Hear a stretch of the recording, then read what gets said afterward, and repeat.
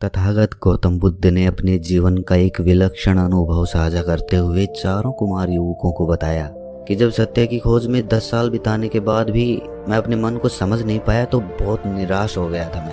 मैंने उपवास करने का संकल्प ले रखा था और मैं भूखा प्यासा यूं ही संसार में बिना किसी मकसद के भटक रहा था। तथागत गौतम बुद्ध ने बताया कि मैंने मौन रह के भी देखा, मैंने व्रत करके भी देखा, लेकिन मौन रहते रहते और उपवास करते करते जब कोई परिणाम हाथ नहीं लगा तो अंदर से बहुत निराशा हो रही थी। कुछ समझ नहीं आ रहा था कि मैं क्या करूं। अकेले में बैठकर रोया करता था। फिर एक दिन जब अंदर का घड़ा पूरा भर गया तो मैं एक पहाड़ी पर पहुंच गया। मैंने सोच लिया था कि अब मैं आत्महत्या कर लूंगा और वहां पहुंचकर मैंने पाया कि मैं अंदर से कितना कमजोर हूं। और वहां पर मैं चीख चीख कर रोने लगा। आसमान में बिजलियां कड़क रही थी, तेज बारिश हो रही थी और मैं वहां पर चीख रहा था। लेकिन कुछ ही समय बाद कुछ चमत्कारिक घटित हुआ। मेरा मन एकदम से शांत हो गया, जैसे घड़ा खाली हो गया। और जिस आनंद को मैं मौन रहकर प्राप्त नहीं कर पाया था वो मैंने चीख चीख कर प्राप्त कर लिया था। और तब मुझे एक सीख और मिली। मुझे पता चला कि बाहर से मौन होने से कुछ नहीं होता, अंदर से चुप होना पड़ता है। कई बार मन पे बहुत ज्यादा तनाव हो जाता है, मन बोझ के तले दब जाता है, मन का घड़ा पूरा भर जाता है। ऐसी परिस्थिति में अगर आदमी चुप रहता है तो वो तो अपने बोझ के तले ही दबता रहेगा, उसका आंतरिक विकास नहीं हो पाएगा। ऐसी परिस्थिति में आदमी को चुप नहीं रहना चाहिए, उसे अपने मन का बोझ हल्का करना चाहिए, किसी अपने से अपने मन की बात साझा करनी चाहिए। और जब अंदर से मन का घड़ा खाली हो जाए तब मौन रहकर अभ्यास करना चाहिए। तब असली मौन का महत्व समझ में आता है। संध्या का समय था। वेणुवन में तथागत गौतम बुद्ध चारों कुमार युवकों को उपदेश दे रहे थे। चारों कुमार युवकों को तथागत के पास आए हुए सिर्फ 5 महीने हुए थे और 5 महीनों में ही उनकी वृद्धि बहुत ही अभूतपूर्व थी। यहाँ पर उनकी अलग अलग कार्यशालाएं होती थी, जैसे कि तलवारबाजी या फिर धनुर्विद्या। और उसके बाद तथागत के उपदेश हुआ करते थे ताकि उन्हें सद्धर्म का मार्ग भी पता चल सके। एक कुमार युवक ने तथागत से एक सवाल किया। उन्होंने पूछा कि हे तथागत, आपने हमें ये तो बता दिया कि अपने मन का घड़ा अगर भर जाए तो उसे खाली कर लेना चाहिए और उसके लिए उस दर्द को चुप रहकर सहना नहीं है बल्कि किसी से बात करके अपने मन का बोझ हल्का कर लेना है। लेकिन आपने ये नहीं बताया कि किन परिस्थितियों में हमेशा चुप रहना चाहिए, किन जगहों पर आदमी को चुप रहने से ही फायदा होता है। तथागत ने सभी से एक संकल्प लेते हुए कहा कि तुम्हें 2 दिनों तक मौन रहना है। जब तुम 2 दिनों तक चुप रहोगे तब तुम वो समझ पाओगे जो मैं तुम्हें बताना चाहता हूँ। तब मैं तुम्हें 7 ऐसी जगहें बताऊंगा जहाँ तुम्हें हमेशा चुप रहना है और तभी तुम उन बातों को समझ पाओगे। लेकिन याद रखना, चुप रहने का संकल्प सिर्फ तुम्हें पता है, किसी को मत बताना कि तुमने चुप रहने का संकल्प ले रखा है। 2 दिनों तक चुप रहने का संकल्प लेकर वो वापस अपने आश्रम में लौट आते हैं। लेकिन अगली सुबह आश्रम में आयुर्वेदिक खान पान पर विद्यार्थियों में तर्क वितर्क होने वाला था, जिसमें चारों कुमार युवकों ने भी हिस्सा ले रखा था। तर्क वितर्क शुरू हो चुका था, लेकिन कुमार युवकों ने तो चुप रहने का संकल्प ले रखा था। तथागत की वो चेतावनी उन्हें अच्छी तरह से याद थी कि 2 दिनों तक पूर्णतः मौन रहना है, चुप रहना है। आश्रम के विद्यार्थियों के साथ वहां पर आचार्यगण भी मौजूद थे। सभी ने सोचा कि चारों कुमार युवकों के पास कोई तर्क नहीं है, वो बिल्कुल तर्कहीन और बुद्धिहीन है। आश्रम में चर्चा चल रही थी कि ऐसे कुमार युवक भला राज्य को कैसे संभाल पाएंगे। कुमार युवकों के सहपाठी उनके मुंह पर ही उनका मजाक बनाने लगे। एक विद्यार्थी ने तो बड़ी अकड़ के साथ उन चारों का रास्ता रोक लिया और रास्ता रोक कर कहा कि ये मत समझ लेना कि तुम हमसे किसी चीज में बेहतर हो, तुम राजा के बेटे हो, बस यही है तुम्हारे पास उपलब्धि। ये भी कोई उपलब्धि हुई। जब इस तरह की आलोचना उन्हें सहनी पड़ती तो उनके मन में टीस उठने लगती। उन्हें समझ नहीं आता था कि उन्होंने चुप रहने का संकल्प क्यों ले लिया। अब धीरे धीरे क्या हुआ कि अपने प्रति हो रहे मजाकों का, आलोचनाओं का जब उन्होंने कोई जवाब नहीं दिया तो इससे सब लोग उन्हें कायर भी समझने लगे। अब वो करें तो करें क्या, किसी को बता भी नहीं सकते कि उन्होंने चुप रहने का संकल्प ले रखा है। उनके पास देखने और सुनने के अलावा दूसरा कोई विकल्प ही नहीं था। रात का भोजन करने के बाद बिस्तर में लेटे हुए चारों कुमार युवक आज दिन के बारे में सोच रहे थे। अगली सुबह तलवारबाजी और धनुर्विद्या की प्रतियोगिता होने वाली थी। तेज चलती हुई हवा के बीच रस्सियों से लटक रही मटकियों को निशाना बनाना था। जब पहले कुमार युवक ने मटकी का निशाना साधना शुरू किया तो उसके मन में यही विचार चल रहे थे कि हवा की गति कब बदल रही है। अगर वो हवा की गति के साथ अपने तीर की गति का संतुलन बना लेता है तो वो ये प्रतियोगिता जीत सकता है। ये विचार उसके मन में धनुर्विद्या का अभ्यास करते हुए पहले कभी नहीं आया था। ये विचार बिल्कुल नवीन था। अपने लक्ष्य का सही भेदन करके उसने वो प्रतियोगिता जीत ली। विद्यार्थी और आचार्य गणों के बीच फिर से चर्चा होने लगी कि चाहे तर्क शक्ति ना हो, लेकिन कुमार युवक धनुर्विद्या में बहुत अच्छे हैं। निशाना बहुत सधा हुआ है। आज की रात उन्हें बड़ी चैन की नींद आई और सुबह होते ही वो तथागत गौतम बुद्ध के पास पहुंच गए। वो 2 दिनों के अपने चुप रहने के अनुभवों को साझा करने के लिए उतावले हो रहे थे। सबसे पहले वाले कुमार युवक से तथागत ने पूछा कि भंते, तुम्हारा अनुभव कैसा रहा? उसने कहा कि हे तथागत, मैं तर्क शक्ति में निपुण था।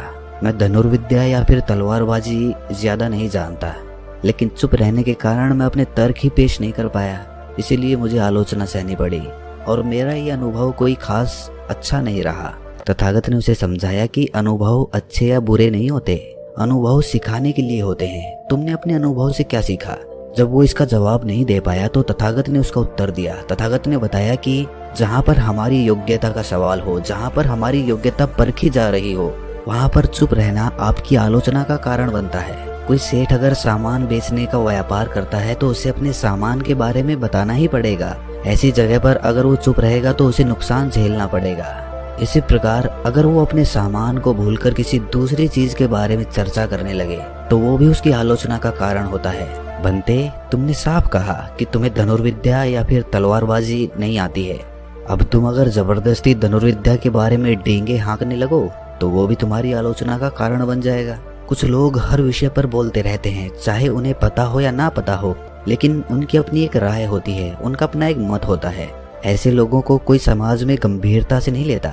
इसीलिए उसी विषय पर बोलो जिस पर तुम्हें ज्ञान हो, जिसके बारे में तुम्हें अनुभव भी हो। सिर्फ ज्ञान नहीं, ज्ञान और अनुभव जब दोनों मिलते हैं तभी ज्ञान परिपूर्ण होता है। इससे एक बात अच्छी ये हुई कि कुमार युवक को संबोधित करते हुए तथागत ने कहा कि एक बात तो अच्छी हुई है, हमें ये पता चल गया कि तुम तर्क शक्ति में अच्छे हो, वही तुम्हारा हुनर है। पहले तुमने कभी अपने इस हुनर पर ध्यान नहीं दिया, लेकिन चुप रहने से तुम्हें अपने अंदर के हुनर पता चलते जाते हैं। जो लोग लक्ष्यहीन होकर जीवन भर भटकते रहते हैं, ऐसे लोगों को कुछ समय के लिए चुप रहकर देखना चाहिए। दूसरे कुमार युवक से तथागत ने पूछा कि तुम्हारा अनुभव कैसा रहा बंते? उसने बताया कि हे तथागत, धनुर्विद्या की प्रतियोगिता के दौरान मैंने पहली बार ये महसूस किया कि हवा की गति और तीर की गति का अगर संतुलन बना लिया जाए तो किसी भी लक्ष्य को भेदा जा सकता है। हे तथागत, 2 दिनों तक चुप रहकर मैं उन बारीकियों को समझने लगा हूँ जिनको आज तक मैं नजरअंदाज करता रहता था। तथागत ने कहा कि जिस प्रकार हवा की गति और तीर की गति में संतुलन जरूरी होता है, उसी प्रकार सांसारिक जीवन में अपना लक्ष्य प्राप्त करने के लिए आपको आध्यात्मिक और सांसारिक जीवन में संतुलन स्थापित करना होगा। आध्यात्मिक और सांसारिक जीवन में संतुलन स्थापित होने के बाद आप बड़ी आसानी के साथ और बहुत ही जल्दी अपने लक्ष्य तक पहुंच सकते हैं। कुछ लोग सांसारिक जीवन में इतने घुल जाते हैं कि उनके पास खुद के लिए समय नहीं होता। वो अपने परिवार को समय देते हैं, अपने काम को समय देते हैं, लेकिन जब खुद की बात आती है तो खुद को समय नहीं देते और इसीलिए उनका आध्यात्मिक विकास नहीं हो पाता। और ऐसे लोग चाहे पारिवारिक सुख या फिर धन संपदा कुछ भी हासिल कर ले, लेकिन अपनी आंतरिक शांति को अनुभव नहीं कर पाते। अब सांसारिक और आध्यात्मिक जीवन में संतुलन कैसे बनाना है, इस पर हम फिर किसी दिन चर्चा करेंगे। अगर आप सुनना चाहते हैं तो कमेंट्स करके जरूर बताएं। चारों कुमार युवकों को तथागत ने चेतावनी देते हुए कहा कि कुमारों, कल को तुम्हारा जीवन राज्य के लिए समर्पित हो जाएगा। तुम एक अच्छे राजा बनने के लिए तैयार हो जाओ। प्रजा पर अच्छी तरह शासन करने के लिए इन 5 जगहों पर हमेशा चुप रहना। अगर इन 5 जगहों पर चुप रहना सीख गए, अभ्यास कर लिया, तो तुम लंबे समय तक शासन कर सकोगे। प्रजा में और घर गृहस्थी में हमेशा शांति बनी रहेगी। तथागत ने सबसे पहले बताया कि जब तक तुम पूरे संकल्प, पूरी तरह आत्ममंथन के साथ अपने मन में कोई बात न ठान लो, तब तक किसी को मत बताना। कई बार मनुष्य के जीवन में ऐसा समय आता है जब उसकी वैचारिक उलझन ज्यादा हो जाती है, उसे समझ में नहीं आता कि समस्या कैसे हल करनी चाहिए। ऐसे समय पर चुप रहकर अपने मन को स्पष्ट करो, उसे साफ करो। किसी बात को लेकर किसी से विचार विमर्श भी करना है तो ये मत बताना कि ये समस्या तुम्हारे साथ है, बल्कि किसी और का जिक्र करके तब विचार विमर्श करना। तथागत ने कहा कि तुम होने वाले राजा हो। अगर तुम्हारी कमजोर कड़ियां किसी के पकड़ में आ गई तो इससे पूरे राज्य का कार्यभार प्रभावित होने का खतरा रहता है। अपने रहस्य अपने तक ही सीमित रखो, लेकिन तब तक जब तक वो तुम्हारे ऊपर बोझ ना बन जाएं। अगर तुम्हारे ऊपर वो बोझ बन रहे हैं तो उसे अपने प्रियजनों से साझा करने में कोई समस्या नहीं होनी चाहिए। दूसरी जगह जहाँ चुप रहने में ही फायदा होता है वो है जब तुम्हारे दो करीबियों का झगड़ा हो रहा हो तो उसमें किसी एक का पक्ष लेना हमेशा तुम्हें हानि पहुंचाएगा। इसका मतलब ये कतई नहीं है कि हम अन्याय का विरोध ना करें। अगर हम अन्याय होने वाली जगह पर चुप रहेंगे तो लोग हमें कायर समझेंगे, क्योंकि असली दुनिया में चीजें इतनी साफ और स्पष्ट नहीं होती हैं। इसीलिए इंसान को हमेशा अपनी बुद्धि का इस्तेमाल करना चाहिए।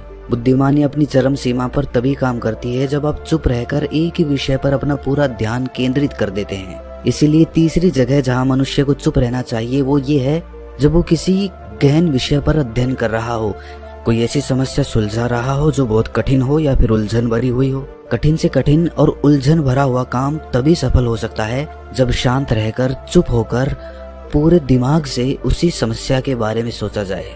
सही समय पर सही बात बोलना और व्यर्थ की बातों में ना पड़कर चुप रहना, ये दो सिद्धांत जिस आदमी ने अपने जीवन में उतार लिए उसकी प्रतिष्ठा चारों ओर फैलेगी।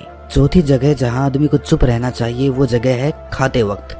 भोजन करते वक्त अगर आप मौन रहकर भोजन करते हैं तो आप खाने का पूरा स्वाद लेकर खाते हैं और इसी वजह से आपका खाना जल्दी हजम हो जाता है। जब आप चुप रहकर पूरा ध्यान भोजन पर केंद्रित करके भोजन करते हैं तो ऐसी परिस्थिति में आपका शरीर अपने आप ऐसे रसायन छोड़ता है जो खाने को जल्दी पचा देते हैं। और खाना अगर सही से पच रहा है, पाचन क्रिया सही से काम कर रही है तो आपके शरीर में कोई बीमारी नहीं हो सकती, आप हमेशा स्वस्थ रहेंगे।